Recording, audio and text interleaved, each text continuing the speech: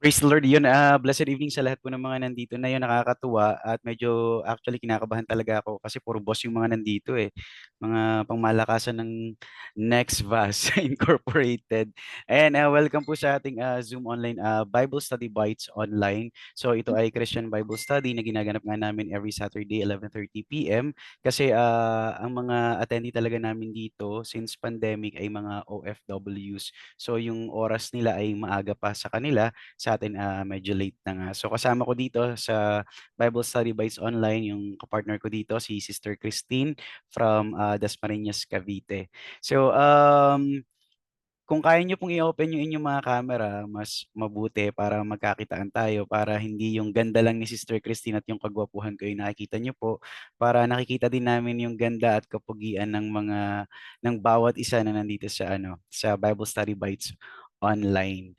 At kung kaya nyo makapag-notes, pwede rin para mamaya sa takeaway natin, meron kayong mga mai-share kung comfortable lang kayong makapag-share ng takeaway ninyo. Pero sa mga first time na naka-attend, hindi kayo comfortable na mag-share ng takeaways ninyo, pwede namang kahit nakamute lang kayo at makinig. At desire namin na sana meron kayong mapulot na aral, meron kayong mga lesson learned dito sa gawain natin sa gabing ito. So yun, start na po ako dun sa message for tonight. So this sa quarter na ito, ang napagkasunduan namin ni Sister Christine na itatakal namin ng mga themes is about seasons. So last month, ang tinakal namin ay yung about sa dry season, kung saan dumadating talaga sa buhay ng isang Kristiyano na parang na dry yung kanyang spiritual na buhay. Ngayon namang month of May, kasi supposedly, month of May, dyan na dapat nag-start yung pag-ulan. Pero dahil sa pag-iba ng panahon natin, sa mga global warming na tinatawag, di naman ako mahusay pagdating sa bagay na yan, parang naaantala yung pag-ulan. Up until now talagang grabe pa rin yung tindi ng init dito sa Philippines. So supposedly ngayong May ang theme talaga natin, ang pinakapag-aaralan natin is about rainy seasons. Hindi pala supposedly, yung pala talaga yung pag-aaralan natin for the entire month of May. So it's about rainy season. Sa Bible, kapag pinag-uusapan yung patungkol sa rain or pag-ulan, rainy season, lagi ito nagsisimbolize sa tinatawag na blessings or pagpapala. So kahit nakamute kayo, pwede nyo bang sabihin blessings? Yan, blessings or pagpapala. At lahat ng tao, nature talaga natin na gusto nating tumanggap ng pagpapala. Sino ba naman ayaw ng blessings sa iba't ibang shapes, size, and forms? Gusto nating nakaka-receive tayo ng iba't ibang blessings or pagpapala, be it physical, financial, spiritual, mental, emotional, syempre, familial and relational. Gusto natin tumatanggap tayo ng blessings or ng tinatawag na pagpapala. At yung ulan, talagang blessing yan, lalo sa bansang Israel, sa mga Middle Eastern countries, kasi syempre napapalibutan sila ng puro desert, puro buhangin, at talagang matindi yung init sa kanilang lugar. Kung tayo dito sa Philippines, iniinda natin yung napakainit na lagay ng panahon, how much more sa mga bansa na talagang nakapaligid sa kanila ay puro buhangin or puro disyerto. Siguro mas grabe yung tindi ng init sa mga bansa na kanilang kinaroroonan. Kaya kapag dumadating yung panahon ng tag-ulan sa kanila, ito ay napakalaking blessing para sa mga taga doon sa lugar na yon, or specifically para sa bansang Israel na bayang pinili ng Panginoon or ng Diyos. Kaya dito 'di ba, like for example dito sa amin sa Calamba, specifically dito sa barangay namin, Mayapa, Calamba City, kahapon umulan. Nung umulan kahapon, ang dami kong nakitang status sa Facebook na talagang grabe nila i-acknowledge, grabe nila i-celebrate yung pag-ulan kahapon kasi nga sobrang tindi ng init. Nung nakaraang Monday or Tuesday yata, lumabas ako ng noon, so 12:00 ng katanghalian para magpagupit.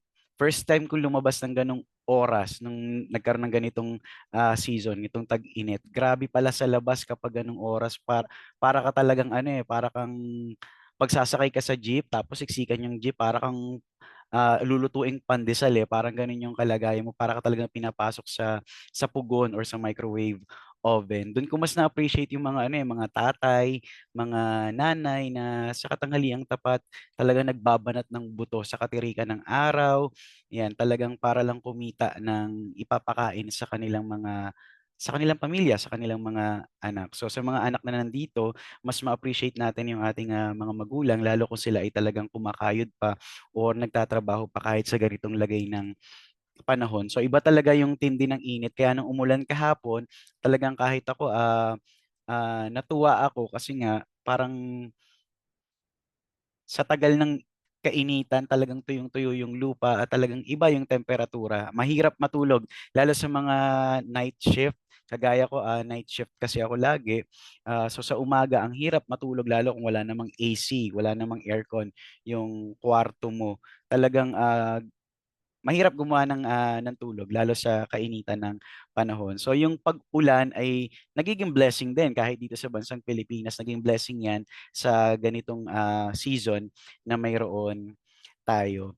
So tayo talaga gustong-gusto natin ng tinatawag na pagpapala. Nature natin yung gustong-gusto nating tumatanggap.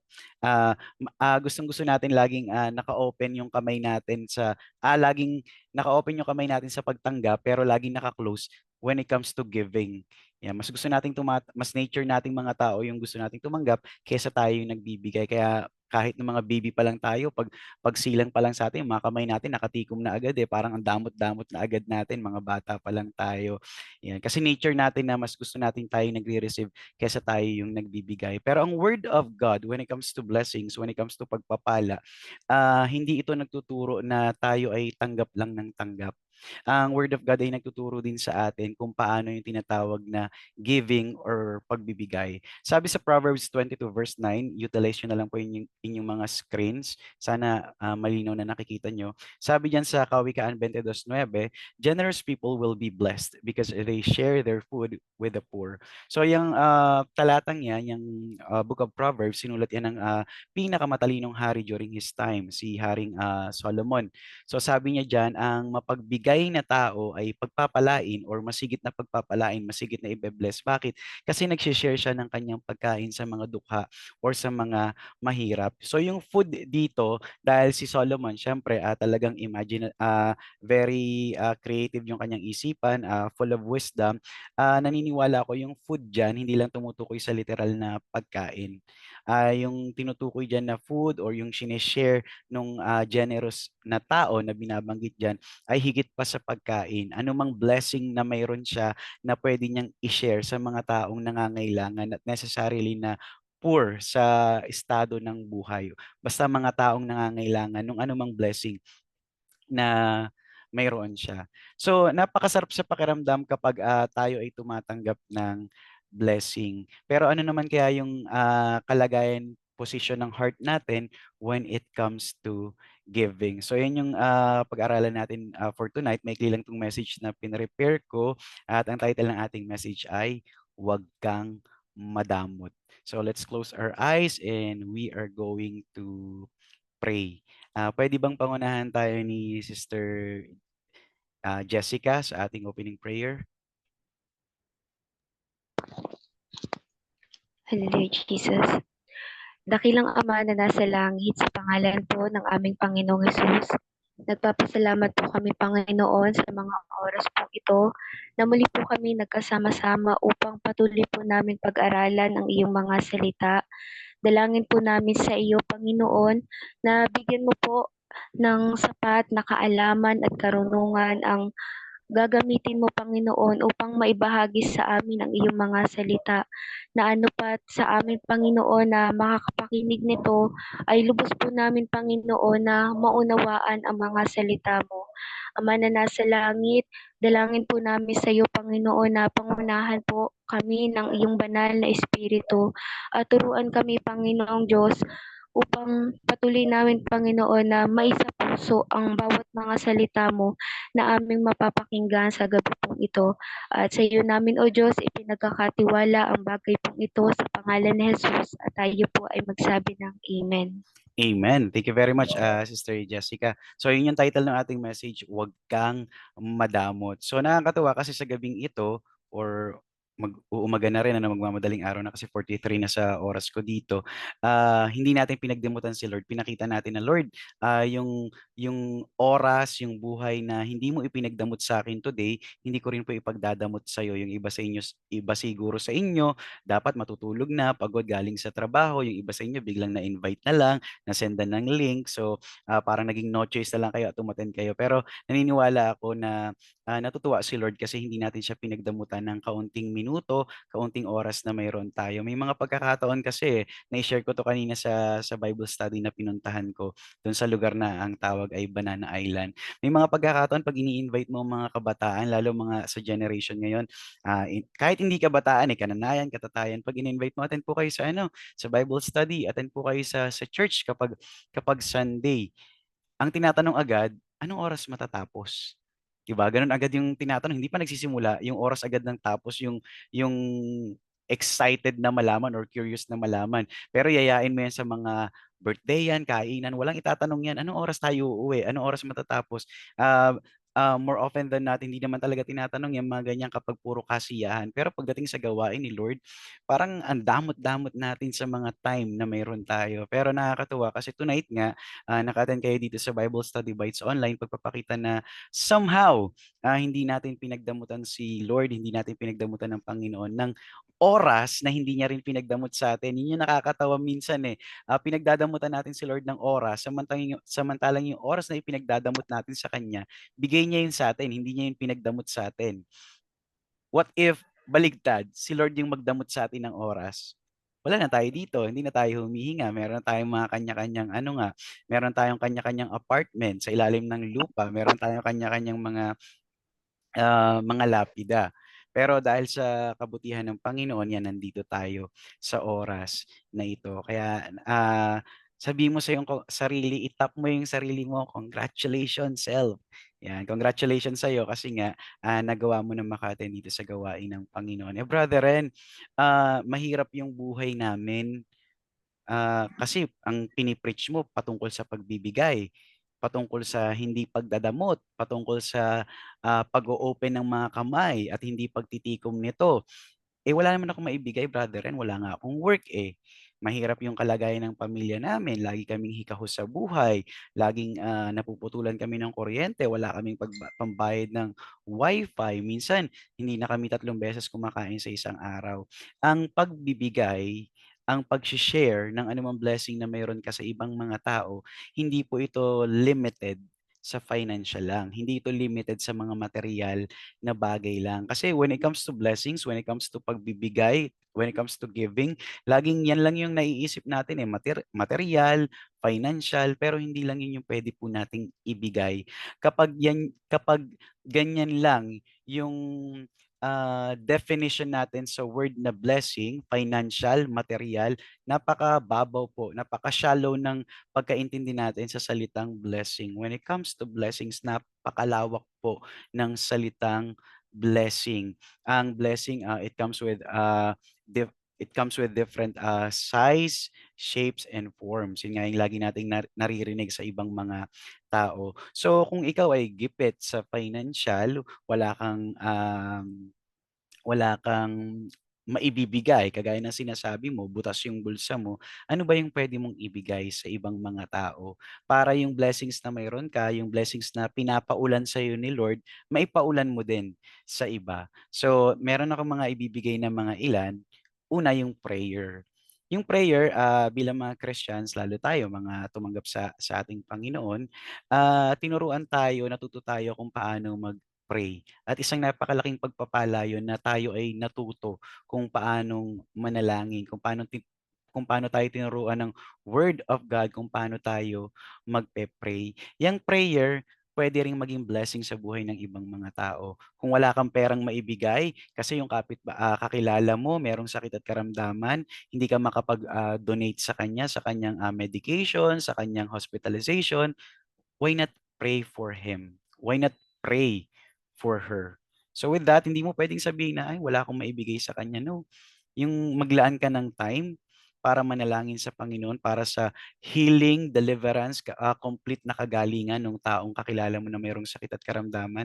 Yung pagpe-pray mo sa kanya, masigit pa yan dun sa financial na pwede mong maitulong dun sa taong may sakit at karamdaman. Naalala ko dati nung nasa full-time ministry pa ako, so 5 years ako nasa full-time ministry, walang pera doon, wala kaming sweldo doon. May mga pagkakataon, may mga alam mo yun, may mga gusto kang bilhin pero wala kang pambili. Dumating nga ako sa time 'yan, ayan sina Sister Tin, si Sister Jessica, 'yan, mga alam nila yung buhay na nasa full-time ministry. Nandito ba si Criston? 'Yan, si Criston. Alam alam namin yung nasa buhay ministry lalo kung hindi ka supported ng family mo kasi ikaw lang yung Christian. At gano'n yung kalagayan ko no'n, ako lang yung Christian sa family namin. Walang nagsu-support sa'kin for 5 years. Hindi ako tinatanong ng parents ko kung may pambili ba ako ng sabon, ng shampoo. Naranasan ko sa full-time ministry, ilang beses ko nang binabanggit 'yan. Siguro 2 months akong hindi nagsha-shampoo no'n kasi wala akong pambili ng shampoo. 'Yan, nahihiya naman akong puwede namang magsabi sa pastor pero minsan dumadating ka sa ano, parang parang ikaw din yung nahihiya na nanghihingi ka pero hindi naman talaga dapat gano'n kasi, pride din 'yun, kapag, hindi ka humihingi. Samantalang yung pastor naman nagsasabi naman na 'pag may kailangan kayo, magsabi lang kayo. Pero 'yun, dumating kami sa gano'ng punto na talagang minsan naghihiraman ng sabong panlaba, ayan. Alam namin yung ganiyang, kalagayan sa buhay lalo si Criston kasi siya yung kasama ko dito sa full-time ministry dito sa Kalamba. 'Yan may mga pagkakataon si Criston 'di ba Ton? Minsan malungkot 'yan, kapag gulay yung ulam namin, no choice ka do'n sa full-time ministry kung ano yung inihain sa'yo na ulam, talagang kailangan buong puso mong kainin kahit 'di ka kumakain ng patola. Ayan, yun yata yung pinaka-favorite ni Criston, tsaka yung alugbati. 'Yan, diyan ko sa full-time ministry nalasahan yang alugbati na talaga namang, lasang earth, ayan, parang lasang lupa yung ano, alugbati. Pero siyempre kailangan mo maging mapagpasalamat kasi yun yung pino-provide sa inyo sa full-time ministry. So nung time na yun wala akong pera, wala akong maipo-provide sa family namin kasi yun yung pinili ko, na tumugon sa calling ng Panginoon. Yung tita ko nagkaroon ng, breast cancer. Dahil wala naman akong maitulong sa tita ko financially, hindi ko nakita na, ay wala akong maitutulong sa kanya as Christian, alam ko meron akong maitutulong sa kanya and that is to pray for her. 'Yan, 'di natin alam, na someone is praying for us. So pinagpe-pray ko yung tita ko nung time na yun. Dumating pa nga sa punto na yung pangalan niya dinikit ko sa likod ng pintuan ng kwarto ko. Wala pa pala ako sa full-time nun, pero umabot din sa full-time na pinagpe-pray ko 'tong tita kong 'to. 2016 sinulat ko yung pangalan niya sa likod ng pintuan ng kwarto ko, nilagay ko dun, prayer for tita, tapos yung pangalan ng tita ko patungkol nga sa kanyang breast cancer. At nakakatuwa nitong, nagkaroon ng pandemic, nung medyo humupa na yung pandemic, nagkaroon kami ng Bible study dun sa bahay nila. 'Yan, magaling na yung tita ko, cancer-free siya and take note siya yung pangunahin kong persecutor noon. Siya yung nagsasalita ng hindi magagandang salita sa akin na hindi niya alam na kahit nagsasalita siya ng hindi maganda sa akin nung time na yun, pinagpe-pray ko siya sa Panginoon. Hindi niya alam yung church namin na ina-attend-nan ko noon, pinagpe-pray siya, pine-prayer request ko siya dun. Pero yun, yung katugunan ng Panginoon, nagkaroon ng Bible study sa kanilang bahay. Kaso, na-stop yun nitong, recently lang.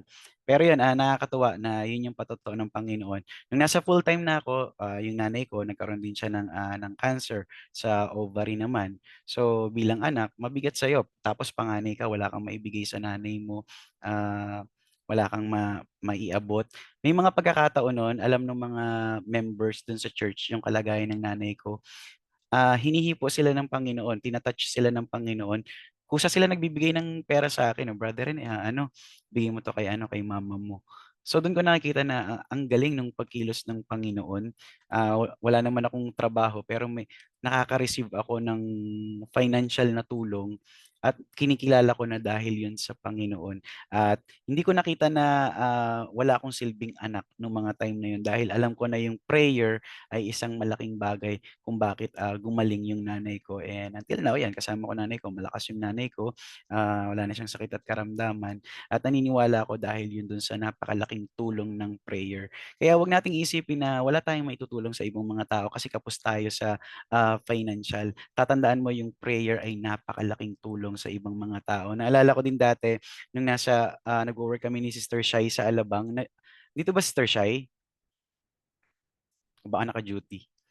Ayan. Sabi ko dumaan kami sa isang overpass doon sa sa Alabang, overpass ba tawag doon? Footbridge doon sa Alabang. Merong magnanay nakaupo doon sa footbridge. Tapos yung bata parang may hydrocephalus. Tapos merong kartolina nakalagay doon na humingi sila ng tulong, ganyan ganyan. And noong time na yun, ang liit ng sweldo namin sa Alabang. Tapos wala pa yata kaming sweldo noon. Maliit yung sweldo namin ni na Ate Jazz eh. Dito ba si Ate Jazz? Niya si Ate Jazz, Sister Christine? Yes. Oo. Ayan, andiyan si Ate Oo, Jazz. dito ako. Ayan, ang liit ng sweldo namin noon sa doon sa company na pinanggalingan namin doon. Lalo nung bago-bago kami ni Sister Shai. Tapos paglampas namin doon sa magnanay na magtatay na yung bata may hydrocephalus, inaobserbahan ko si Sister Shai, sabi ko sa kanya, ano to siguro, parang nabibigatan to sa loob niya kasi wala siyang naibigay. Sabi ko sa kanya, nalulungkot ka kasi wala kang maibigay dun sa magtatay. Sabi niya, oo daw. Sabi ko, meron kang pwedeng ibigay sa kanila. Prayer. Kahit hindi mo sila kilala, pag idinulog, ano bang ibang term sa idinulog? Hayaan nyo na, malalim yung Tagalog eh. Pag idinulog mo sila sa prayer, inilapit mo sila sa Panginoon sa prayer, kilala sila ng Panginoon. Kahit di mo sila kilala, kilala sila ng Diyos. At yung prayer mo, malaking magagawa sa buhay ng magtatay na yun. So, wag nating isipin na wala tayong maitulong sa sino mang tao kasi yung prayer natin, ang laking tulong yan. Hindi mo kailangan magbayad para mag-pray sa Panginoon. So, yan. At bawat isa sa atin, bunga rin po tayo ng prayer. Buhay tayo because someone is praying for us. Hindi natin nare-realize yun, pero may mga taong nagpe-pray para sa atin silently and secretly. Ano pa yung pwede nating ibigay sa ibang mga tao? Kind words, encouraging words, di ba? Um, yung mga pananalita natin, pwedeng maging blessing yan sa buhay ng ibang mga tao. Kaya lalo sa atin ng mga nakakapakinig ng Word of God, pinoproclaim natin, kinoconfess natin na tayo ay Christians, dapat yung mga words na lumalabas sa ating bibig, hindi ito yung makapagpabigat pa sa damdamin ng ibang mga tao. Dapat nakakapagpagaan ito sa buhay ng ibang mga tao, nakakapag-encourage ito sa buhay ng ibang mga tao. Sabi dun sa Proverbs 22 verse 9 kanina, dun sa verse, di ba? Balikan natin, generous people will be blessed because they share their food with the poor. Ang mapagbigay na tao daw ay pagpapalain mo, sigit ng pagpapalain sapagkat nag-share sila ng food sa mga dukha or sa mga mahihirap, sa mga nangangailangan. Tandaan natin yung word of God ay spiritual food natin. So yung word of God, pwede mong i-share yan. Sino yung mga poor na tinutukoy dito? Pwedeng sabihin natin na yung mga poor dito ay yung mga lost souls. Mga taong wala pang Jesus Christ sa kanilang mga buhay, mga taong walang hope, mga taong in despair, mga taong nakakaranas ng depression. Yung food, spiritual food, yung word of God na na ang laman ay talagang mga kind words, pwede mong i-share yan dun sa mga taong may mga pinagdadaanan at pwede itong maging blessing sa buhay ng mga taong makakapakinig nung kind words or nung spiritual food na i-share mo sa kanila. Ano pa yung pwede nating ibigay sa ibang mga tao? Yung listening ears na mayroon tayo. Hindi naman yung literal na tenga mo ibibigay mo sa ibang tao. Ano kasi si Malco natanggalan ng tenga nung tinagpas ni Pedro. Yan, sana tama yung sinabi ko. Yan, si Pedro lang naman yung medyo agresibo tsaka impulsive sa mga alagad ng Panginoong Jesus. Yung listening ears dyan, ibig sabihin yung oras na mayroon ka. Kung wala kang pera, edi yung pakinig mo, baka may mga kaibigan ka na minsan nakakaranas ng, alam mo yon yung may mga silent battles sila na hindi naman nila magawang i-share sa iba. Lalo kapag mga lalaki, lalo kapag mga tatay, mga hindi showy yan, eh, pero meron yung mga mabibigat na pinagdadaanan sa kanilang mga kalooban. Lalo kapag marami silang responsibilities, may mga anak sila, may mga bigatin sa loob nila na minsan hindi nila magawang i-share sa ibang mga tao. Pinapakita na lang talaga nila na strong sila, malakas sila kasi yun yung kailangan makita sa kanila eh bilang padre de pamilya, bilang tatay. Pero sa loob ng isip nila, sa puso nila, sa kalooban nila, napakarami nilang binabattle sa kanilang mga damdamin. Yan. So, yung listening ears natin, yung time na meron tayo, pwede nating ilaan yon, pwede natin yung ibigay sa ibang mga tao. Kaya kayo na nandito sa Bible Study Bites Online, kung meron kayong mga pinagdadaanan, feel free to message us. Pwede nyo akong i-message, pwede nyo i-message si Sister Christine. Yan, upuan natin kung ano man yung mga pinagdadaanan mo. Kung nandito ka lang sa Kalamba, o meet tayo, magkape tayo. Treat ko, pero dun sa mumurahing kape lang, wag dun sa mga mamahaling kape. Ayan, kesa umabot ka dun sa time na kinimkim mo na lang lahat, inipon mo lahat yan, tapos ang option na nakikita mo na lang is to commit suicide. Wag, wag na wag mong gagawin yun. Ayan, someone is willing to listen dyan sa mga silent battles na pinagdadaanan mo. Ang kailangan mo lang mag-open, ang kailangan mo lang minsan kausap. So yung listening ears natin, puwede yang maging blessing sa buhay ng ibang mga tao. But the question is, willing ka ba na na na makinig sa kanila? Pero binigyan ka ng tenga ng Panginoon hindi para ipagdamot mo yang tenga na yan. Binigyan ka ng tenga ng Diyos, binigyan ka niya ng pakinig hindi para makinig sa mga tsismisan. Binigyan ka ng listening ears ni Lord for you to listen to other people, yung mga pinagdadaanan nila. Pero siyempre, hindi lang makinig, siyempre to give advice din. Pero yung mga advice na talagang beneficial o talagang makakatulong dun sa taong pinakikinggan mo yung kanilang mga pinagdadaanan. Yan. Kaya kung may mga kaibigan tayo na minsan nakikita natin tahimik, kamustahin natin sila. Hindi lang kaibigan, sa loob ng household natin, di ba? Nanay mo, tatay mo, mga kapatid mo, yan, try natin silang kamustahin. Kung napapansin natin para silang may pinagdadaanan, ipakita mo sa kanila na yung ears na meron ka ay willing na makinig sa kanila. Yan, nung nangyari nga sa amin dito sa family namin just recently, last month lang yata, first time namin nagkaroon ng meeting dito sa loob ng family namin kasi meron kaming ah, problem na kailangang upuan talaga, kailangang pag-usapan talaga sa loob ng pamilya. So, hindi naman talaga ako ano do'n, hindi naman talaga ako kasali do'n sa issue na mayroon sila. Pero sabi ko, 'pag nag-usap-usap sila, isama nila ako kasi alam ko yung kalalabasan kapag walang mediator sa isang pagpupulong. Puro ano lang 'yan, sisihan, puro turuan. Pero as Christians, tas nandun ka as mediator, nakikinig ka sa parehong panig, hindi ka magiging bias eh. Talagang pakikinggan mo sila pareho, both sides, with compassion, with love, and sa wisdom din na nanggagaling sa Panginoon, you will be able to give yung proper and accurate advice dun sa situation. So yun yung nakapangyari dito sa family namin nung nakaraan.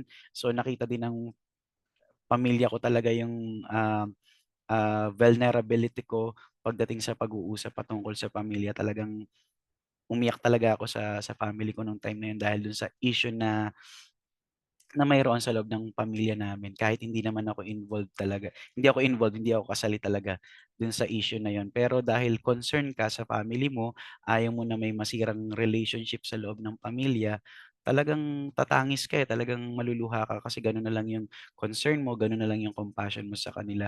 At ngayon naging maayos yung relationship na dapat maayos dito sa loob ng family namin. At dahil yun sa listening ears na inilaan natin sa kanila. Yan, kaya tayo, yung mga tenga na mayroon tayo, ipagamit natin para maging blessing ito sa iba. Yung mga tenga natin, huwag maging sumpa sa buhay ng ibang mga tao, kundi maging blessing ito sa ibang mga tao. Last na lang na pwede nating ibigay sa ibang mga tao, your smile, your genuine smile. Minsan yung ngiti natin, blessing yan sa buhay ng ibang mga tao. Like for example, um, Titingin ako ng mga pangalan nandito. Halimbawa, si Kuya Marvelous. Kuya Marvelous, uuwi sa bahay nila galing galing trabaho. Tapos yung mukha niya talagang laging nakasimangot, hindi man lang makitaan ng pagngiti. Ayan, mabigat 'yon sa loob ng pamilya, 'di ba? Kapag yung padre de pamilya hindi mo man lang makitang ngumiti, nakakabigat 'yon ng kalooban. Pero sa simpleng smile natin, pwede nating mapagaan yung atmosphere ng isang lugar. Lalo sa generation ngayon, na-share ko to kanina sa Bible study na pinuntahan ko, napansin ko sa generation ngayon, lalo sa mga kabataan, dahil nga nagkaroon ng pandemic, nasanay ang mga kabataan, nasanay tayong lahat na merong face mask. Ang mga kabataan pag picture taking, kasi after ng mga Bible study na pinupuntahan ko dati, nagpi-picture taking kami. Yung mga kabataan pa nagpi-picture taking, lagi lang ganito. Kung kita niyo ako sa webcam, lagi nakaganyan sila pa nagpi-picture. Lagi silang nakatakip sa bibig nila. Ewan ko kung tinatakpan yung bungi nila, tinatakpan ba yung mga pango nilang ilong. Pero lagi silang nakagano'n dahil siguro nasanay na sa pagfe-face mask yung mga kabataan. Hindi na-boost din yung confidence na meron sila. Pero sabi sa Word of God, 'di ba, we are fearfully and wonderfully made. Tayo ay mga pogi at magaganda. Basta meron tayong Jesus Christ sa ating mga buhay, basta tayo naglilingkod sa Panginoon. Yun yung talagang tunay na pogi at maganda, 'di ba? Sabi nga dun sa poging acronym na ewan ko nakikita niyo sa Facebook, 'di ba? Pogi, presence of God inside. Ewan ko lang yung ganda, gawan niyo na lang ng sarili niyong acronym para sa mga sisters natin, mga kapatid na babae. So yung smile natin, pwede yang maging blessing sa buhay ng ibang tao. Like for example, si Sir TJ. Sir TJ kasi siya yung managing director namin. Halimbawa, papasok si Sir TJ sa office namin dati, tapos nakasimangot siya mula start ng shift hanggang matapos yung shift. Mabigat 'yon para sa mga boss na nandito. Ayun, si Boss James, si Boss Alexander. Mabigat 'yan para sa buong team pag ganun yung makikita namin kay Sir TJ. Pero hindi naman ganun yung nakikita namin. Sir TJ, kahit may iniindang kahit may iniindang gout, ayan, makikita mo pa rin na ngumingiti pa din. Yan. So yung smile natin, malaki yung impact nito sa buhay ng ibang tao. 'Di ba naalala niyo yung isang testimony na na-share ko sa inyo dati? Yung magtatay na pastor, sabi nung bata, gusto niya mamigay ng Christian tracts. Kaso dahil winter dun sa kanilang country, sabi nung tatay, hindi muna siya mamimigay. Pero yung bata talagang persistent talaga siya, talagang determined siya. Tay, gusto ko talaga magbigay ng Christian tracts. Sabi ng tatay niya, "O sige, mamigay ka pero uwi ka din agad ha." So lumabas yung bata, namigay siya, nangatok siya sa mga bahay-bahay na nakasarado para mamigay ng Christian tracts. Mga babasahin yon na patungkol sa Panginoon. Tapos nung kinatok niya yung isang bahay, ang tagal bago siya pinagbuksan ng matandang babae. Tapos yung pinagbuksan siya ng matandang babae ng pintuan, so smile yung bata, tapos inabot niya yung Christian tracts. Tapos kinasande yan, na nagpipreach na yung papa niya, na isang preacher, isang pastor, may nag-testify. So siguro nagtanong yung pastor, sino pong gustong mag-testify, mag-share ng kabutihan ng Panginoon, tumayo itong matandang babae. Sabi ng matandang babae, sobrang down siya sa buhay niya. Talaga nakaranas siya ng depression kasi kamamatay lang ng kaniyang asawa. Tapos wala silang anak. Talagang feeling niya wala nang dahilan para siya mabuhay, wala nang dahilan kung para kanino siya bumabangon, 'di ba? Sabi sa Nescafe. Kaya naisip niya na lang to give up, magpakamatay. So akyat siya dun sa taas nila, ni-ready niya yung silya, nag-ready siya ng lubid. Yun na yung naisip niya na ano na surrender. Yun yung naisip niya na pagsuko doon sa mga ah, sa sa sadness, doon sa loneliness na kanyang nararanasan dahil sa pagkamatay ng kanyang asawa. Pero biglang may kumalampag nung kanyang pintuan. Sabi niya, ay siguro, ano lang yun, bill lang siguro, siguro electric bill or delivery. Yan, sabi niya, mawawala din yan mamaya. Pero mas lumakas yung pagkalampag ng pintuan. Kaya nainis na yung babae, matandang babae. Bumaba siya, binuksan niya yung pinto. Pagbukas niya, yun daw yung pinakamagandang ngiti na kanyang nakita. Yun yung ngiti ng bata na nag-abot sa kanya ng Christian tracts. At nung binasa niya yung tracts, doon niya nakita, doon niya nabasa, doon na namulat yung kanyang mga mata na, ay, hindi pa pala, hindi pa pala end of the line for me. Meron pa palang pag-asa, meron palang nagmamahal sa akin kahit wala na yung mister ko, meron palang Diyos na laging nandyan na handang dumamay sa akin sa mga pinagdadaanan ko. Hindi ko lang siya naririnig kasi hindi ko siya pinakikinggan, pinagmamatigas ko yung puso ko. Kaya nung time na yon, from maling pagsuko, kasi yun yung maling pagsuko na gagawin niya, di ba? Yung magbibigti na siya, nahatid siya dun sa tamang pagsuko. Sinuko niya yung buhay niya sa Panginoon at tinanggap niya yung Panginoong Hesus sa kanyang buhay. And with that, nagkaroon siya ng pag-asa. At dahil dun sa simpleng ngiti lang na nakita niya dun sa bata na kanyang pinagbuksan, grabe yung naging impact nun dun sa buhay ng babae. Ganon din sa mga smiles na meron tayo. Hindi mo alam yung smile na meron ka, pwede yang makapag-encourage sa buhay ng mga tao na minsan down na down sa kanilang mga buhay. So, makita natin na ang Diyos, pinagpala niya tayo sa napakaraming mga bagay. Hindi lang financial ang kahulugan ng pagpapala. Huwag nating lilimitahan diyan yung meaning ng blessing. Kaya dun sa mga pagpapala na tinanggap natin, tinatanggap natin at naniniwala kung tatanggapin pa natin mula sa Panginoon dahil sa obedience natin sa Kanya, maging blessing din tayo sa ibang mga tao. Huwag tayong madamot dahil kailanman hindi tayo pinagdamutan ng Panginoon.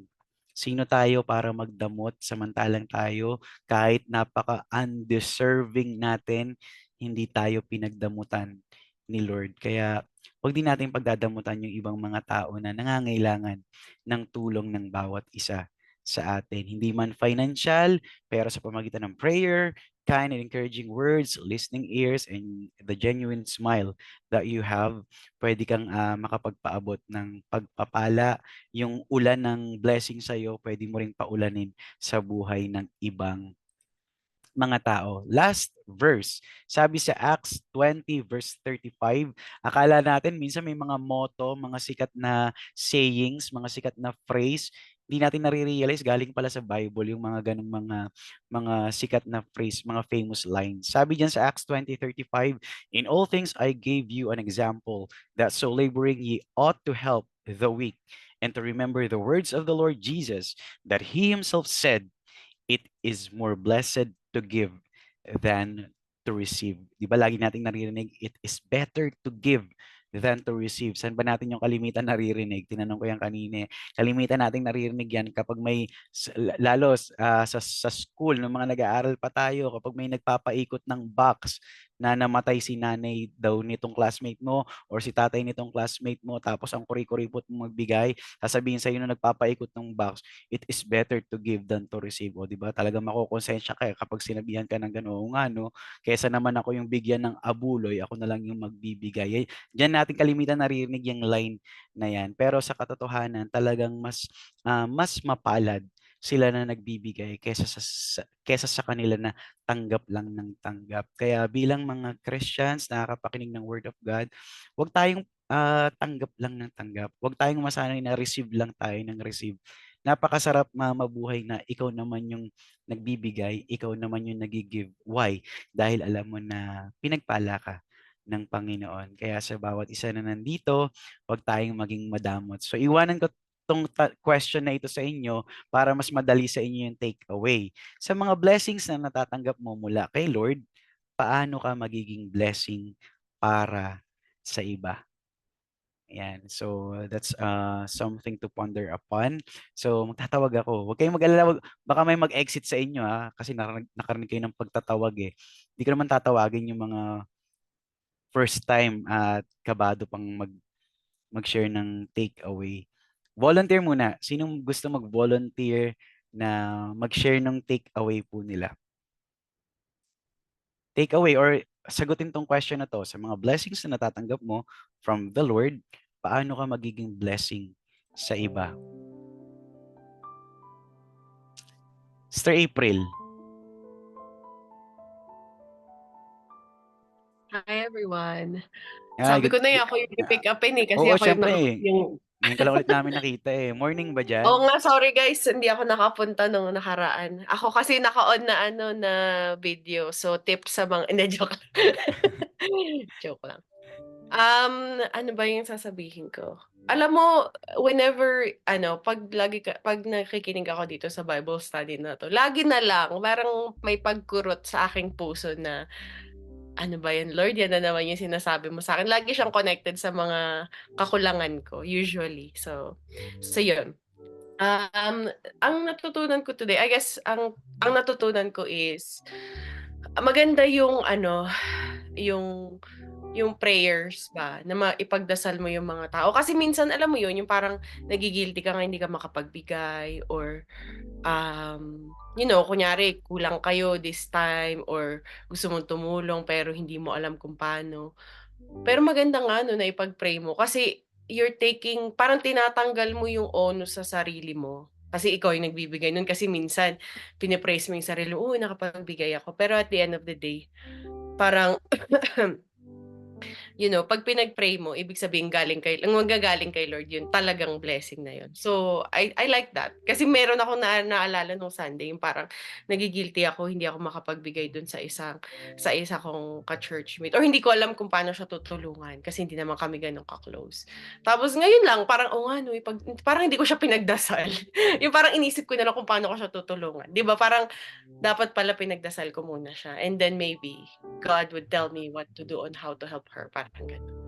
So yun, so sa mga blessing na natatanggap ko ngayon kay Lord, yun siguro yung financially, hindi naman siguro pero come on, let's be real, right? Like minsan kahit may extra naman gano'n na alam mo yun naisip ko, "Ay puwede ko naman 'to i-spend sa ganyan." Pero naisip ko, oo nga 'no, may kailangan mas blessing talaga 'pag tumutulong ka.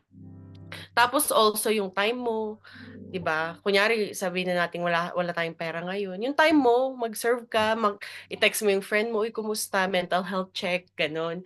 Alam mo yun importante yun for me kasi naalala ko I don't know, hindi ko alam kung paano kayo guys, pero yung akin kasi kapag may nagme-message, "Uy kumusta na?" Yung gano'n, yung parang, "Ay naalala niya ako."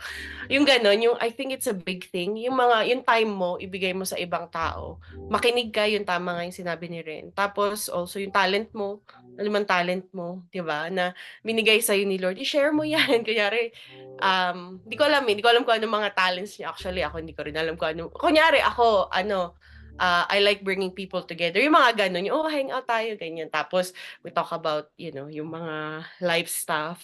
Tapos hindi you don't have to be very religious, pero parang yun nga, parang nabibigay mo yung word of God without saying, "Oh, from the Bible." Ganun. Hindi religious yung ano mo, yung atake mo, pero alam mo na that's God's word. Yung parang yun, yung sinabi ni Ren na may mga cliche na sinasabi like, it's better to give than to receive or do unto others what others don't do unto others, yung mga gano'n. Pero biblical yun, 'di ba? O kaya magpatawad ka, yung mga gano'n, biblical yun guys. So, alam mo yun, magagamit ka pa din ni Lord but sa sarili ko I don't have to be very, "Oh, repent," and yung gano'n. So, sana nagagamit tayo ni Lord sa mga gano'ng bagay kasi minsan sa totoo lang 'di ba parang nare-repel tayo ng ibang tao kapag religious yung ano natin. So, but Jesus didn't do it that way, right?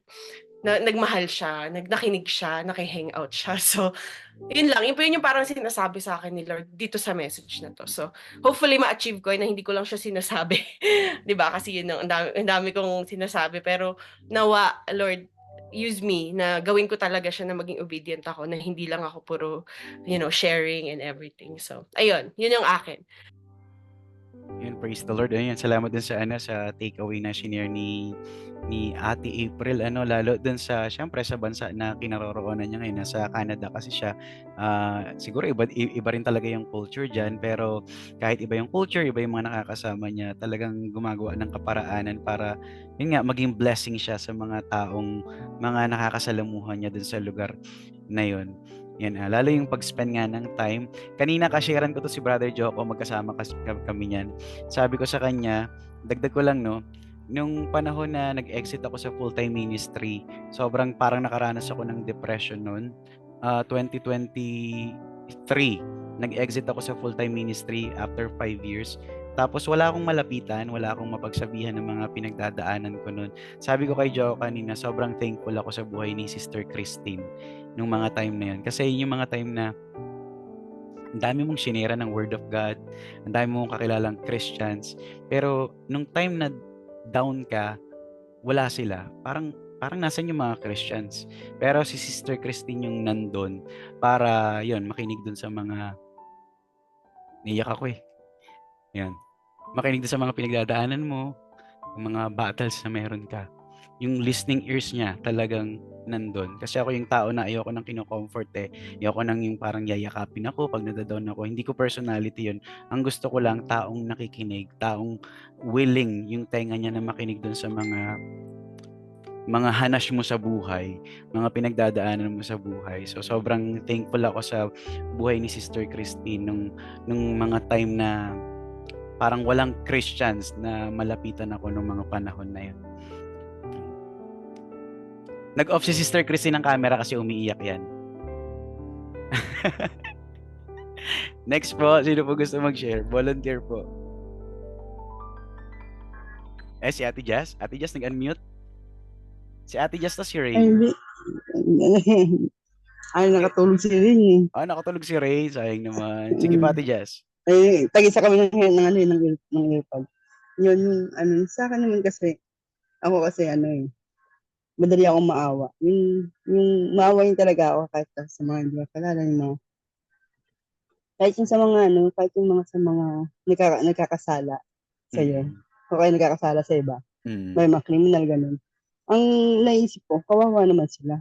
Kasi parang iniisip ko na kawawa sila dahil wala silang naging blessing sa buhay na naging kaibigan na ba't hindi na nagawa yun, mga ganun. Yun ba yung basta yung mga ganun mga kasalanang tao, mga naging addict, yun. Kawawa naman sila kasi nakasama sila sa ganung barkada, wala silang pamilya na bumabay sa kanila ng maayos, mga ganun. Hindi yung mga iba kasi pa na choice nila yan, ganyan. Di ba? Hindi nila naging choice yun. Yung kumbaga parang katulad mo, di ba sabi mo, wala ka na napitan ng iba, di ba? Ibig sabihin, kung napalapit ka sa ibang maling tao, parang naisip mo na, parang naligaw ka, parang gano'n. Wala silang naging blessing. Hindi na ako naawa sa kanila. Parang, ang feeling ko, kawawa naman sila. Kaya hindi ako manalangin. Lagi yung pinadasalan na, kawawa naman sila, Lord. Yun. Sana, bigyan pa sila ng pagkakataon. Mga ganun lang. Wala, hindi ako talaga minsan, talagang inamin ko, hindi talaga marunong magdasal. Pero, yun lang lagi ko nababanggit na thankful pa rin ako dahil may mga kaibigan ako na natitino din na kahit na dati nung medyo kabataan pa natin. High school ako, di ba? Napapabarkada rin ako. Hindi ko alam na naliligaw ako. Pero thankful ako na meron din akong mga sign na kaibigan na nakasama na matitino din. Kaya ganun ako yung kung sino kasama ko, ay naugali ko. Minsan, kaya minsan, yung mga ibang tao na naisip ko rin na napasama sila sa mga ganung tao, hindi sila nagkaroon ng blessing sa buhay na talagang gusto talaga na ipanalangin sila na yun, lahat sila yung, kahit yung, di ba yung mga, siyempre sumakabilang buhay na hindi nakapagsisi, parang naisip ko na awa ko sa kanila dahil sana kaya sila. Parang ganun, kasi feeling kong ganun, yun lang. Ayun. Praise God. Ayun, nagigets ko yung point ni Ate Jess, talagang imbis na judgment, yung paghusga sa ibang mga tao na, halimbawa, mga nakita mo sa kalsada, yan, why not pray for them? Kasi hindi naman natin alam kung ano yung pinagdaanan nila, kung bakit sila nahantong sa ganong kalagayan nila sa buhay. Kagaya nung, actually, yung dapat yung i-share ko talaga dito sa message na ito eh. Anong 2016 or 2017, may inampun kasi ako noon na nakilala ko siya sa Alabang. Parang matanda na siyang lalaki kung titingnan mo pero hindi pa pala. Nasa 40s yata siya. Pero yung itsura niya talagang payat na parang matanda na. Yun.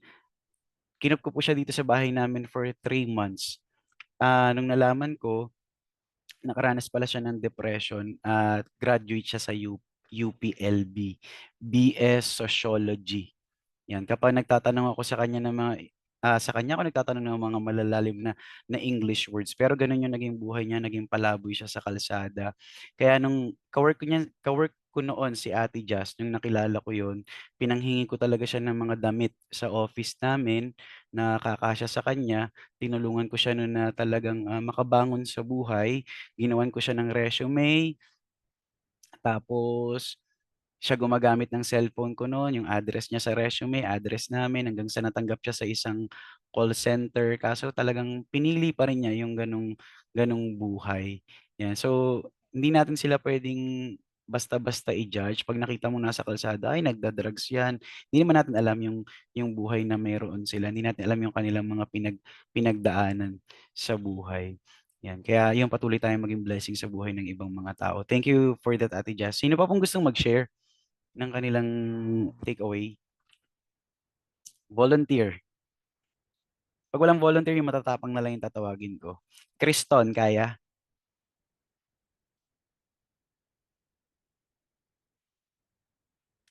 Yun, nag-unmute. Binuking kita no, ayaw mo sa gulay, ayaw mo sa alugbati. Kriston, takeaway. Sa mga blessings na natatanggap mo mula kay Lord, paano ka magiging blessing para sa iba? Or takeaway sa kabuuan ng message. Parang hindi connected yung microphone. Pero naka-unmute ka. Kaya Marvelous. Salita ka lang to Maraming na blessing. kapag meron na. So, good evening, brothers and sisters. Naring ba ako, brother Ren? Yes po. Malinaw po. Okay. So, maraming blessings na sinasabi ko nga, nagpipray ako palagi. Sabi ko, tuwing every morning, sabi ko sa Panginoon, Panginoon, gabayan niyo po ako sa araw na ito. Lahat ng lakad na lalakaran ko, kayo po yung maging gabay. Tapos lahat ng mga mamimit ko sa araw na to, i-bless niyo po sila na pinapanalangin ko sa inyo na may mapulot sila na aral sa akin or gamitin niyo ako na isang instrumento para makilala pa niya kayo. So, yun yung inaano ko lagi, pinagpipray ko araw-araw. So, marami naman palang tao na hindi ko lang alam na nagamit pala ako ng Panginoon para ma-bless sila. Hindi naman ako nagbibigay ng kung anong material na bagay. So sabi ko napaka-powerful pala ng prayers kasi pag pinagdasal mo na ma-bless yung isang tao, nabibless talaga sila. Then magsasabi na lang sila na, uy, thank you, pinagpipray mo pala ako. Nagulat na lang ako minsan sinabihan ako, uy sir, pinagpipray mo ako no. Sabi ko lahat naman kayo kasama sa prayers ko. Pero yun nga, inaantay ko lang yung kasagutan ng Panginoon. Yung pala, kayo rin pala yung magsasabi sa akin na, sir, thank you kasi ganito, may nagbago. Sabi ko, uy, napaka-bless mo naman. Sabi ko, sana magpatuloy yung paniniwala mo sa Diyos kasi maganda yan na nagbabago yung pananaw mo sa buhay. Then, natutuwa nga ako yung sabi yung prayer nga nung pag tuwing kakain kami. Sasabihan ko lagi yung mga anak ko, sabi ko, ikaw mag-lead ng prayer. Marinig ko sa prayers ng anak ko. Lord, thank you po sa blessings na tatanggap namin, na tinatamo namin, na pinagkakaloob niyo po sa amin. Tapos sabi niya ng anak ko na, Lord, sana po yung walang makain, may makain din po sila ng katulad ng sa amin. So, inaano ko yung ng anak ko na naiisip nila yung iba. Naisip nila kung ano yung blessing na natatanggap nila sa Panginoon. Gusto rin nilang i-share. So, natutuwa ako kasi natututo yung mga anak ko habang lumalaki sila. Sabi ko nga huwag kayo matakot sa hindi nyo nakikita. Matakot kayo doon sa galit ng Diyos kasi yung Diyos, yung kaluluwa kaya niyang patayin. So sabi nga niya anong magagawa mo? Ano bang magagawa ng pera mo o ng yaman mo? Ano namang silbi niyan kung mamamatay din naman yung kaluluwa mo?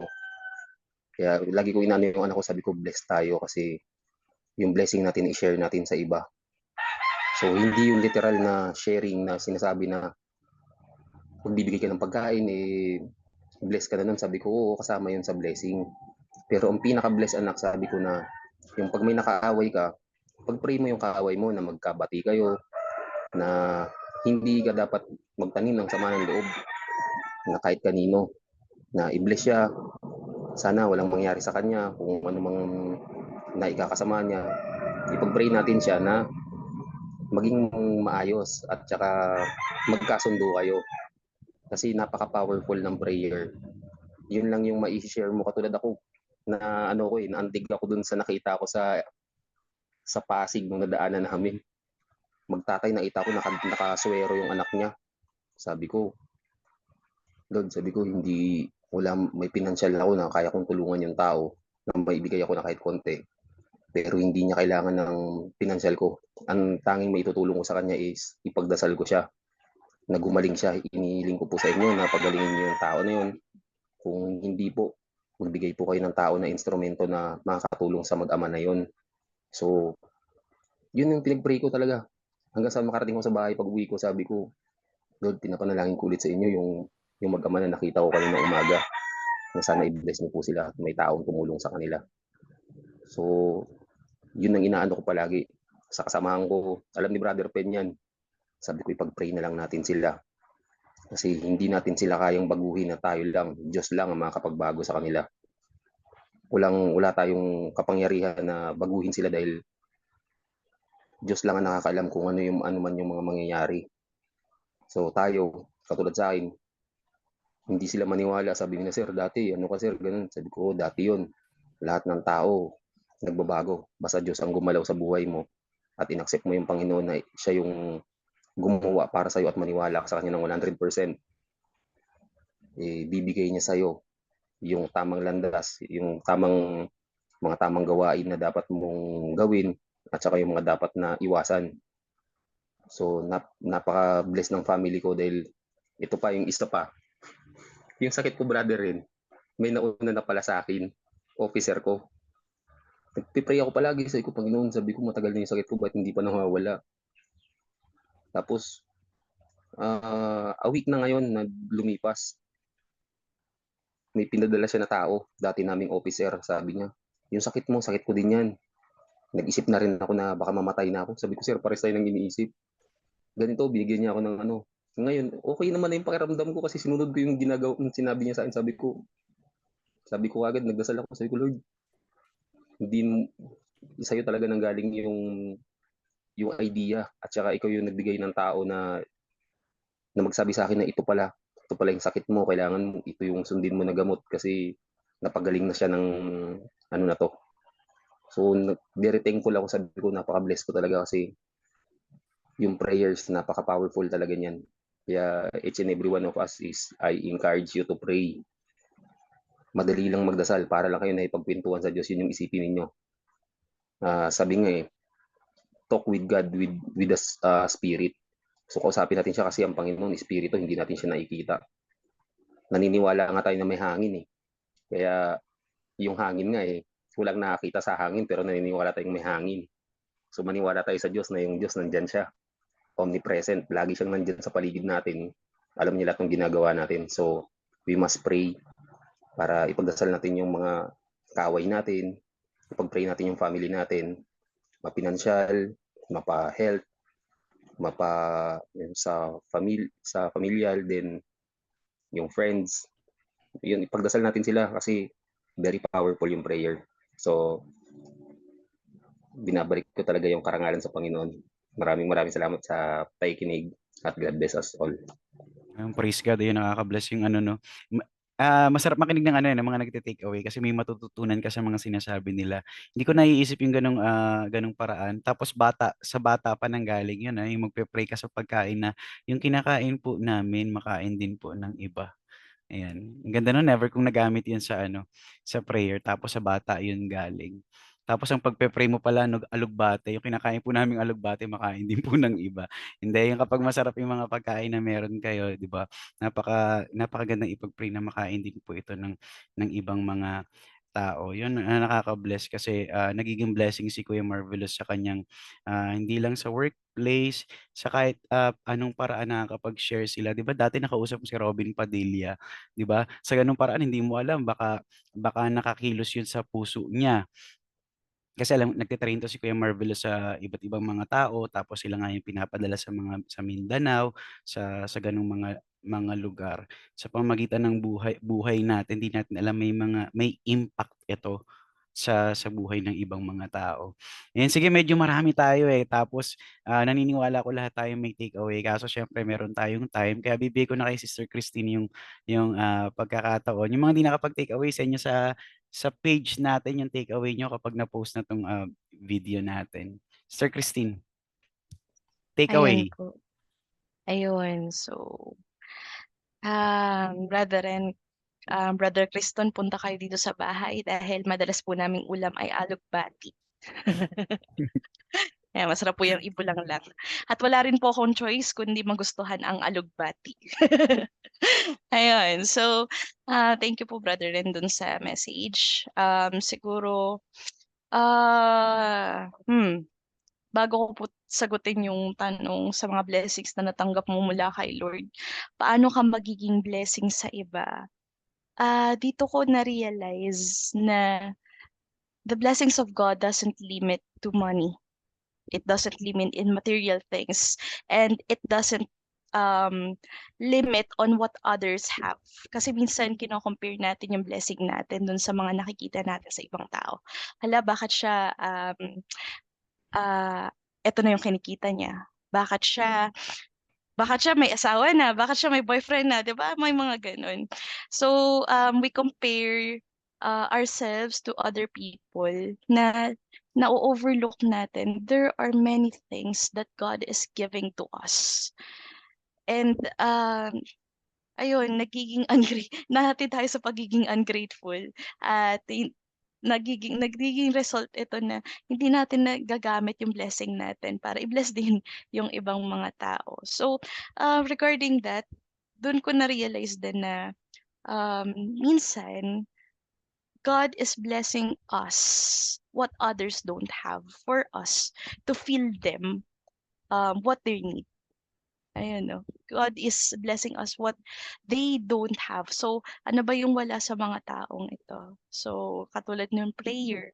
So, tayo mga Christians, ah, let us be reminded na prayer is a privilege for us. Bakit privilege? Kasi hindi po lahat ng tao may privilege na magkaroon ng direct access kay Lord. Sabi po sa Bible, sila lang po na mga tumatawag, naniniwala kay Jesus. Sila lang po yung may karapatang tawaging anak ng Diyos. Sila lang po yung merong access sa Panginoon through our Lord Jesus Christ. So we Christians, praise God, medyo doctrinal po ito, no? But it is a privilege for us to have, and it is really a blessing for us to have. And sharing this blessing to other people is also to pray for them also to have this direct access to God, this to have this privilege to become children of God. 'Di ba? Yung mga kaya nga nasabi nga dun sa First Timothy na dapat ipanalangin natin lahat ng tao, ipanalangin natin yung bansa natin, o yung bansa nating Pilipinas or kung saan po kayong bansa nandoon. Ayan, maganda ipanalangin po natin 'yan. It is a way for us to share the blessing of God. And other things na meron po tayo, baka na-overlook po natin yung mga talents, baka na-overlook po natin yung happy heart na binibigay sa atin ni Lord, yung compassion, yung yung smile na meron po tayo, yung reason for us to smile, baka na-o-overlook po natin iyon sa pagtingin po natin sa ibang mga bagay. So how do I be a blessing for it? Is simply for me to be grateful to God that I have these things. Na kahit hindi ito katulad nung nasa ibang tao, kahit hindi ito yung bagay na inaasahan ko, pero still it is a blessing from God. And to be grateful for these blessings means that I can use it more to bless others also. Ayun lang po. Praise God. Salamat yan, Sister Christine, dun sa shinare mong takeaway. Nakakatuwa yan, ano. Talagang marami tayong matututunan sa mga mga inputs, mga takeaway ng mga kapatid natin, yung mga insights nila napakaganda. So, salamat po sa lahat ng 'yon. And sa oras na ito, tayo po ay magpe-pray sa ating Panginoon bago natin tapusin itong gawain. So, pwede nating ipikit yung ating mga mata and meditate natin yung message na ating napakinggan. Makita natin kung kung paanong pinaulan ng Panginoon yung pagpapala sa ating mga buhay. Minsan nagko-complain tayo, Lord, bakit yung bahay namin ganito? Samantalang ibang mga tao sa kalsada, walang bubong. Mabigyan lang sila ng kumot, mabigyan lang sila ng unan. Happy na sila doon, grateful na sila doon. Lord, bakit ganito yung ulam namin? Buti nga ikaw may ulam, yung ibang tao walang kinakain. Lord, bakit ganito ang init-init naman? Buti nga ikaw kahit papaano may bubong na kumokontrol doon sa matinding sikat ng araw. Pero yung iba, wala silang bahay. Dami nating oras para mag-complain. Dami nating oras para magreklamo kay Lord. Ang tanong, may oras ba tayo para magpasalamat dun sa mga blessing that we already have? Sa mga blessing na andyan na sa'yo, pero hindi mo nakikita. Bakit?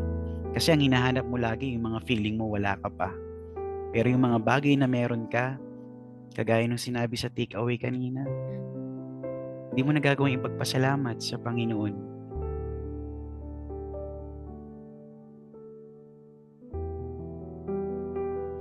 Sa mga araw na ito, mas higit tayong maging grateful. Magkaroon ng puso na nagpapasalamat, kontento sa kung anong meron tayo as of the moment.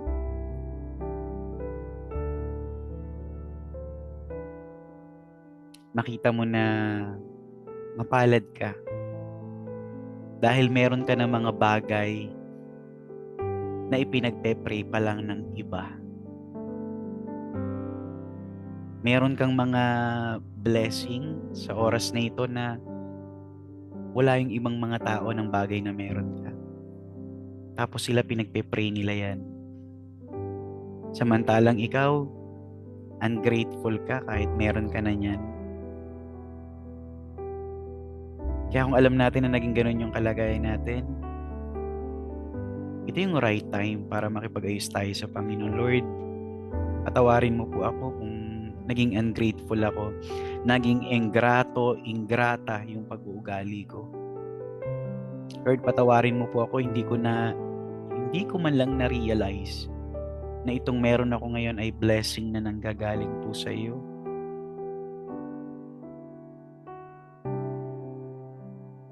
Lord, patawarin mo po ako, pinagdamot ko yung oras na mayroon ako dun sa kaibigan ko na dapat, sa kakilala ko na dapat, hindi nagpakamatay yun eh. Kung naglaan lang ako ng time para sa kanya.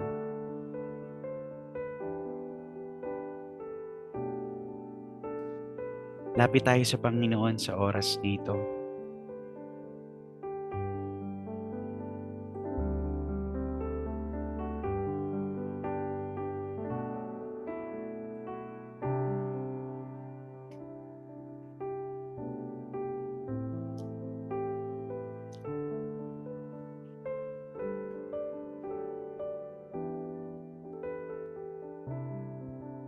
Heavenly Father, in the name of our Lord Jesus Christ, Panginoon, napakabuti mo sa amin. Salamat po, Panginoon, dahil kahit hindi po namin madalas makita na kami po ay pinagpapala mo, kahit madalas, Lord, Hindi po namin pinagpapasalamat sa iyo yung mga bagay na binibigay mo sa amin sa kabila ng pagiging undeserving namin sa mga bagay na ito. Hindi ka nagkulang, Panginoon, sa pagbibigay nito sa amin. Laging nandyan, Panginoon, yung provision mo. Lagi pong nakahanda yung susunod na hangin na ihihinga po namin para lang po masustain yung buhay po namin. Lord, salamat po dahil ikaw po ay laging nandyan. Yung presence, yung provision, yung buhay na binibigay mo sa amin, Lord. Salamat po sa lahat. Salamat po. Panginoon, we are praying that you would make us more sensitive, more aware of the blessings that we have. That you would make us more aware, Lord, of everything that you have given to us. Sa mga oras, Lord, na kung saan hirap po kami na makita yung mga bagay na ito, Lord, may your Spirit reveal it to us. May you open our eyes to the things that we are not able to see at that moment. Para kami, Panginoon, makita po namin sa aming mga buhay na ikaw, O Diyos, hindi ka nagkukulang sa amin. Lord, dinadalangin ko rin po sa iyo na ikaw po ay mag-bless na patuloy sa lahat po ng mga attendees dito po sa Bible Study Bites Online, sa buhay po nila, sa mga first-timers po ngayon.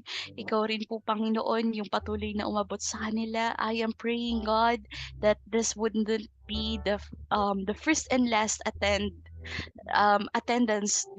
This would not be their first and last attendance here in this Bible study, kundi Panginoon, maging panimula po ito at sila, Panginoon, through their attendance here, ay patuloy po silang magkaroon ng malalim na relasyon sa iyo, malalim na pagkakilala sa iyo, malalim na pagkaalam ng iyong mga salita. Lord God, ikaw po yung patuloy na mag-bless po sa kanila, sa mga nasa ibang bansa po, Lord. Ikaw po yung patuloy na magprotekta sa kanila, magbigay sa kanila ng comfort, magbigay po sa kanila ng provision saan man sila naroroon. At ikaw, Panginoon, yung sumama sa kanila. Panginoon, may you provide everything we need, Lord, sa aming mga pang-araw-araw na buhay. You provide our emotional needs, our physical needs. Sino man po yung may sakit at karamdaman, I am praying for healing over their bodies in Jesus' mighty name. Sino man po, Panginoon, yung mga nasa pagkagapos, sino man po, Panginoon, yung mga nasa bondage, I am praying for deliverance in Jesus' mighty name. And also them, Lord God, na mga nasa kalagayan po na may mga financial struggle. Sila po, Panginoon, na nangangailangan ng financial breakthrough. Lord, I am praying for blessings to overflow in their lives. In this preparation, Lord, in this season of preparation for them, Lord, I am praying that they would learn their lessons. They would learn, Lord, how to handle your blessings. And that when the blessings come, they would also be a channel of blessings to other people. Lord, ikaw rin po yung patuloy na mag-bless kay Brother Ren sa kanyang patuloy po na pagme-minister dito po sa Bible Study Bites Online. May you give him everything he needs, Lord. May you bless him with more wisdom, more strength, and your anointing be always upon him. Salamat po sa iyo, Lord God, and may this platform be continually a channel of blessings to more and more people. Lord, marami pong salamat sa iyo. Ikaw po yung patuloy po namin na luluwalhatiin, hahanapin sa Bible study na ito. Ikaw po yung madakila. In Jesus' name, this is we pray, and I'll say Amen. Amen. Amen. Praise God. So, manatili po sandali tayong lahat para po sa ating mga announcements. So, patuloy po yung ating Bible Study Bites Online every Saturday, 11:30 p.m. Philippine Standard Time. So, next Saturday po, and May 25, ay meron po ulit tayong Bible study. So, attend po ulit kayo, and I am encouraging you to invite your friends and family para po makasama po natin sila sa pakikinig ng Word of God. And at the same time, yung ating pong mga devotions araw-araw, wag po natin itong kalilimutan. Yung atin pong soap method, ayan po, wag po natin kalilimutan. Hindi po everyday nasa church tayo, hindi everyday merong Bible study bites online. So, God wants us to have a personal devotion with Him. Ayan po, ano? So, did I miss anything, Kuya Ren? Panghuli na lang po. Picture taking po tayo sa mga kayang mag-open ng camera po nila. Picture po taking tayo. po. Sino po si Mimon? Memon. Welcome po sa sa Bible Study Bites online. Pati kay Sir James. Hindi daw makapag-ano. Okay lang po, Ate Jess. Ayan, si Kuya Leo, nakakatawa naman. Ayun. Ay, Christian! Hi! Excited to see you, be! Sir TJ, naka-duty pa yata. Ayan. Sino pa pahabol? Boss Tax.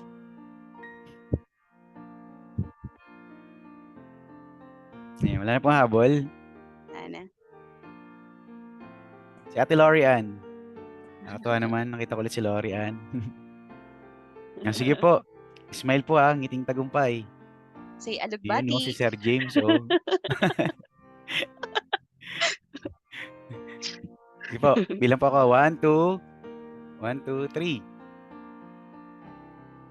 Wait lang po Snipping tools to Alugbati. Picture ko ba? Nasaan na yung snipping tools? Wala. Wala. Dapat pala alugbati yung ano natin. Wait lang po isa pa. Isa pa. Pass.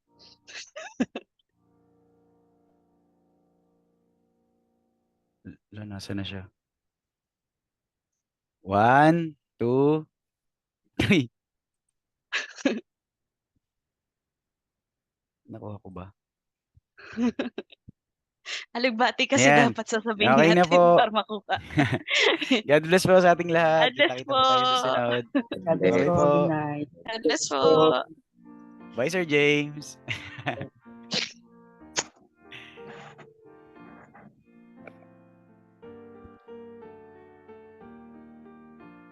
It's 13 na tayo. Skype. God bless po. Bye-bye.